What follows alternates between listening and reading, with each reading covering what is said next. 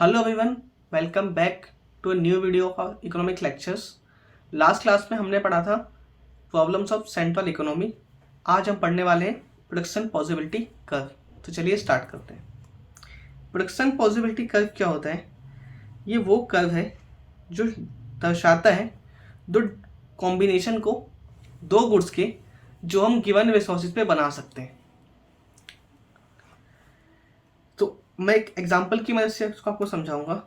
मान लीजिए आपके पास ये एक बीघा खेत है, ये आपके पास एक एग्रीकल्चर लैंड है।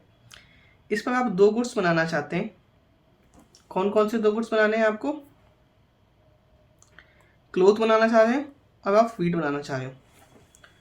तो अगर इस पूरे गुड्स के ऊपर हम सिर्फ वीट बनाएंगे तो 100 लाख टन गेहूं का हम उत्पादन कर सकते हैं। और अगर सिर्फ कपड़े बनाएंगे, कपास की 4000 बेल्स हम इस पर उगा सकते हैं। इसके अलावा इसके हम मल्टीपल कॉम्बिनेशन उगा सकते हैं।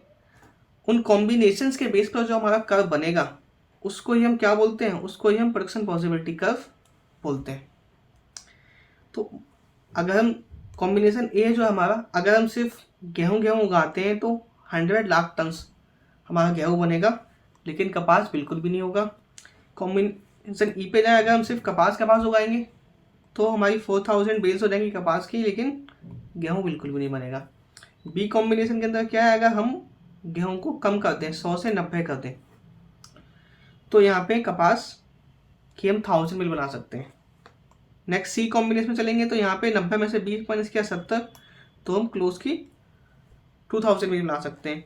और अगर हम डी कॉम्बिनेशन की बात करें तो यहाँ पे वीट 40 है, क्लोथ 3 है। तो अगर इन सारी कॉम्बिनेशंस को हम डायग्राम पे दर्शा दें, क्लोथ हमने लिया एक्स एक्सिस पे और वीट हमने ले लिया वाई एक्सिस पे। तो जैसे हम डायग्राम पे कैसे बनाएंगे? कॉम्बिनेशन ए में गेहूं है 100, गेहूं हो गया 100, कपास हो गया 0, तो ए कॉम्बिनेशन यहाँ जाएगा। कॉम्बिनेशन बी में 90 और 1, तो 90 ये हमारा यहाँ हो गया और 1 यहाँ हो गया, तो इसका मतलब हमारा कॉम्बिनेशन बी यहाँ हो जाएगा। इसी तरह से कॉम्बिनेशन सी में क्या है? गेहूं है 70, कपास है 2, कॉम्बिनेशन डी में 40 और 3, और ई में 4 और 0। तो इन सारे पॉइंट्स को मिलाकर ये जो कर्व बनेगा इसको हम बोलेंगे प्रोडक्शन पॉसिबिलिटी कर्व, या इसको हम ट्रांसफॉर्मेशन कर्व भी बोल देते हैं, या इसको हम प्रोडक्शन पॉसिबिलिटी फ्रंटियर भी बोल देते हैं। पॉपुलर इसका नाम है पीपीसी, पॉपुलरली इसको हम पीपीसी के नाम से जानते हैं। तो हमने क्या पढ़ा कि प्रोडक्शन पॉसिबिलिटी का वो कर्व है जो हमको कॉम्बिनेशन बताता है, डिफरेंट कॉम्बिनेशन दो गुड्स के जो हम प्रोड्यूस कर सकते हैं। अवेलेबल रिसोर्सेज क्या था हमारे पास? ये जो खेत था, एंड उनको फुली एंड एफिशिएंटली यूटिलाइज करके बना सकते हैं। और हमारी जो टेक्नोलॉजी है वो क्या रहेगी? वो कॉन्स्टेंट रहती है। तो ये तीनों के तीनों क्या है? ये तीनों हमारी अजम्पशन भी है। अगर आपसे पूछ ले कि पीपीसी के अजम्पशन क्या है, तो ये 3 अजम्पशन है। तो हमारा रिसोर्सेज हो गया ये खेत। मान लीजिए टेक्नोलॉजी जो है, हम टेक्नोलॉजी मतलब सिंचाई के लिए, ड्रेनेज के लिए, या हम कहें बारिश के लिए, हम किस पे डिपेंड कर रहे हैं? रेन पे डिपेंड कर रहे हैं। मान लीजिए हमारे पास ट्यूबवेल नहीं है अगर, तो ये हो गई हमारी टेक्नोलॉजी। और रिसोर्सेज क्या हो गए? रिसोर्सेज हो गया हमारा ये लैंड। तो इस लैंड को फुली यूटिलाइज करके, बारिश पानी के लिए रेन पे डिपेंड करके जो हम कॉम्बिनेशन बना सकते थे वो हमारे ये थे। इन कॉम्बिनेशन से ये जो कर्व बना ये हमारा कहलाया पीपीसी कर्व। अब इस पीपीसी कर्व के अंदर अगर कोई पॉइंट इसके बाहर है तो उसको हम बोलते हैं, क्या हम इसको बना सकते हैं? नहीं। जो पॉइंट इस कर्व के ऊपर आ रहे हैं यहाँ पे तो हमारा होता है फुली यूटिलाइजेशन ऑफ रिसोर्सेज। क्या होता है? फुल यूटिलाइजेशन ऑफ रिसोर्सेज होता है इन पॉइंट्स के ऊपर। क्या इसके बाहर वाला कोई हम पॉइंट बना सकते हैं, प्रोडक्शन कर सकते हैं? नहीं कर सकते, क्योंकि हाईएस्ट ही, मान लीजिए मैं यहाँ इसकी बात करता हूँ कि क्या हम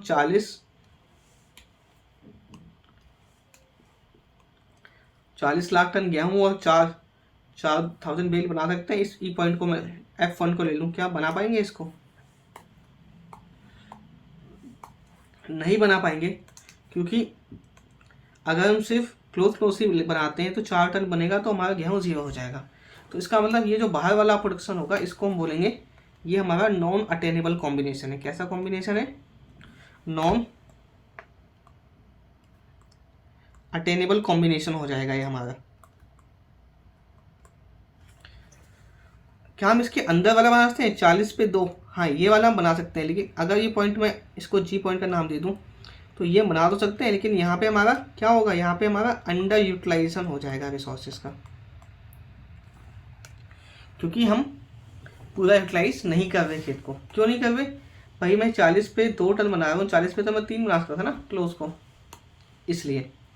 तो जो पॉइंट इसके अंदर होंगे वो क्या दिखाएंगे? वो हमारे रिसोर्सेज का अंडर यूटिलाइजेशन दिखाएंगे, और बाहर वाला हमारे लिए नॉन अटोनेबल हो जाएगा। तो ये जो पीपीसी कर्व का स्लोप होता है ये कैसा होगा? ये हमारा डाउनवर्ड स्लोप होगा, क्योंकि अगर एक गुड्स के प्रोडक्शन को बढ़ाते हैं दूसरे गुड्स का प्रोडक्शन हमको कम करना पड़ेगा। एक को बढ़ाएंगे दूसरे को कम करना पड़ेगा, एक को घटाएंगे दूसरे को बढ़ाना पड़ जाएगा।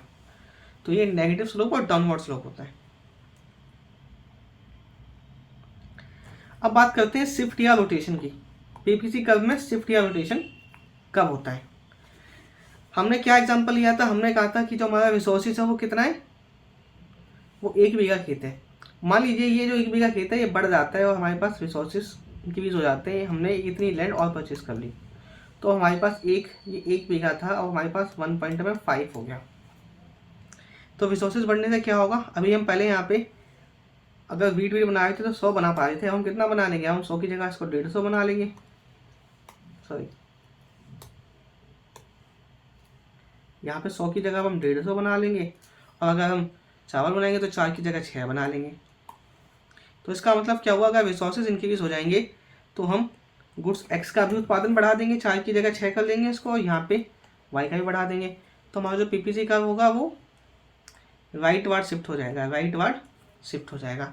अगर इसका उल्टा हो जाता, अगर हमारे रिसोर्सेज कम हो जाते, कम कैसे हो जाते? मान लीजिए ये 1 बीघा खेत था, अब यहाँ से सरकार ने रोड निकाल दी है, तो ये हमारा आधा खेत, लगभग 1/4 जो भी हम कहें, ये चला गया, इस पर हम उत्पादन नहीं कर सकते। हमारे पास सिर्फ 1 बीघा खेत बचा हुआ है,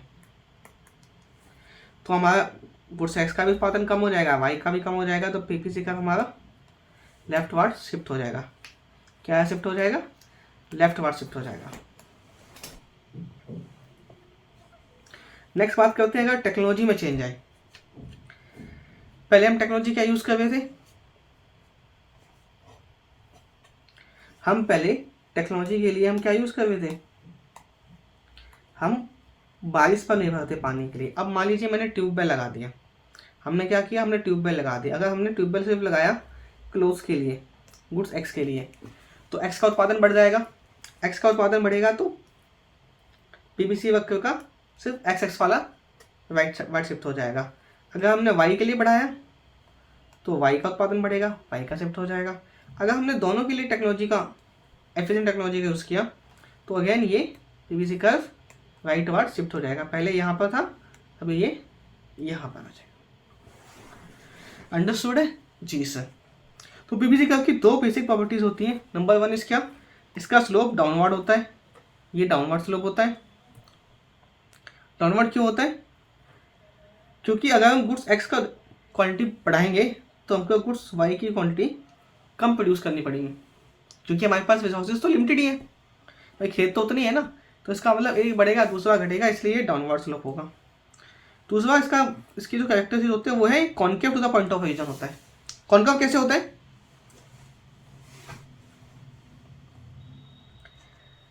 अगर हम इस टेबल की बात करते हैं,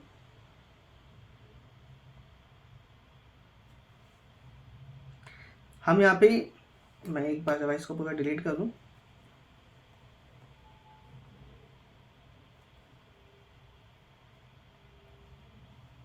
देखिए पहले हम 100 गुड्स बना रहे थे वीट के, क्लोज का 0 था। अभी मैंने यहाँ से कितना कम किया? 100 में से मैंने 10 कम किया। अगर मैं 90 बनाऊंगा तो मैं क्लोज की एक 1000 बेल बना पाऊंगा यहाँ से यहाँ पर। अब अगर मैं बात करता हूँ सी पॉइंट पे, तो मैं 70 बनाऊंगा वीट और 2 बनाऊंगा क्लोथ्स। तो इसका मतलब यहाँ पे मुझे 20 गेहूँ में 20 कुंटल कम करके मैं 1000 बेल्स का बढ़ा पा रहा हूँ। मैं डी पॉइंट की बात करता हूँ, 70 की जगह 40 हो गया और यहाँ 3 हो गया। तो इसका मतलब यहाँ पे मैं 30 पॉइंट कम करके, गेहूँ को 30 कुंटल कम करके मैं 1 कुंटल क्लोथ्स को बढ़ाऊंगा। तो हो क्या रहा है, हर बार हमको 1 कुंटल कपास का उत्पादन बढ़ाने के लिए गेहूं में हमारी पहले से ज़्यादा कमी आ रही है। पहले कितने की कमी आई, 10 की, फिर कितने की आई, 20 की, अब कितनी आई, 30 की। इसका मतलब हमको गुड्स एक्स का प्रोडक्शन बढ़ाने के लिए वाई के पहले से ज़्यादा कमोडिटी का त्याग करना पड़ता है। तो अपॉर्चुनिटी कॉस्ट हम ये नेक्स्ट क्लास में पढ़ेंगे। और producing every additional unit of good X tend to increase in terms of loss of production of goods Y. तो इससे क्या हो रही है, हमारी अपॉर्चुनिटी कॉस्ट ज़्यादा आ रही है, यानी कि हमारी मार्जिनल अपॉर्चुनिटी कॉस्ट ज़्यादा होती है। इसलिए ही ये जो कर्व होता है, ये पॉइंट ऑफ ओरिजिन से, पॉइंट ऑफ ओरिजिन हमारा ये होता है, इस पॉइंट से ये थोड़ा सा कॉनकेव गोलाई वाला बनता है, दूर जाता हुआ बनता है। तो प्रोडक्शन पॉजिटिविटी कर्व की 2 फीचर्स होते हैं, पहला क्या है, डाउनवर्ड स्लोप होता है, दूसरा क्या है, concave to the point of origin होता है। इसी के साथ ही हमारा प्रोडक्शन पॉजिटिविटी कर्व के फीचर्स कंप्लीट होते हैं। अब इसमें आता है कि किस तरीके से ये सेंट्रल प्रॉब्लम को इलस्ट्रेट करता है। तो पहला है व्हाट टू प्रोड्यूस, जो हमने पढ़ी थी वहाँ। व्हाट टू प्रोड्यूस से कैसे बताएगा कि भाई हमको कौन कौन से कॉम्बिनेशन, हमको 4 कॉम्बिनेशन दिखे। अगर हम ओनली गुड्स ए को बनाना चाहते हैं, क्लोज बनाना चाहते हैं, तो हम कॉम्बिनेशन ए पे जा सकते हैं। अगर हम गेहूँ बनाना चाहते हैं तो कॉम्बिनेशन डी पे जा सकते हैं, या हम इन दोनों की कॉम्बिनेशन बी और सी का भी यूज़ कर सकते हैं। तो how to produce, what to produce को इसने सॉल्व कर दिया। नेक्स्ट है how to produce. How to produce में क्या था, चॉइस ऑफ टेक्निक की बात की गई थी। तो अगर हम पूरी टेक्निक का बिल्कुल इफिशिएंटली यूज़ करेंगे तो हम इस पॉइंट पे जो भी कॉम्बिनेशन होंगे उसको बना पाएंगे। लेकिन अगर हम इनएफिशिएंट टेक्निक का यूज़ करेंगे तो क्या होगा, हमारा जो प्रोडक्शन होगा वो इससे कम होगा, यानी कि हम पॉइंट ई पे होंगे। तो प्रोडक्शन पॉजिटिविटी का ये भी बताता है कि हमको अपने फैक्टर्स का क्या करना है, ऑप्टिमम यूटिलाइजेशन करना है। क्या करना है बेटा, ऑप्टिमम यूटिलाइजेशन करना है।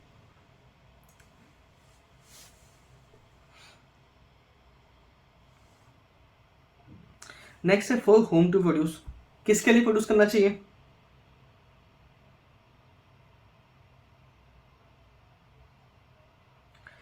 सो इसके अंदर बेसिकली क्या होता है कि अगर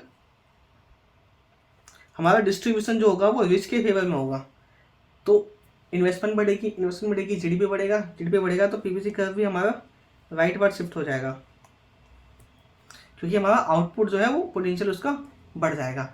लेकिन अगर हम पुअर गुड्स बनाएंगे तो उससे क्या होगा, लोगों को सस्ती चीज़ें देनी पड़ेंगी, जिससे कि डिमांड कम होगी तो फ्यूचर में इन्वेस्टमेंट कम होगा, पोटेंशियल आउटपुट कम हो जाएगा और पीवीसी कर्व हमारा एक लोअर लेवल पर आएगा।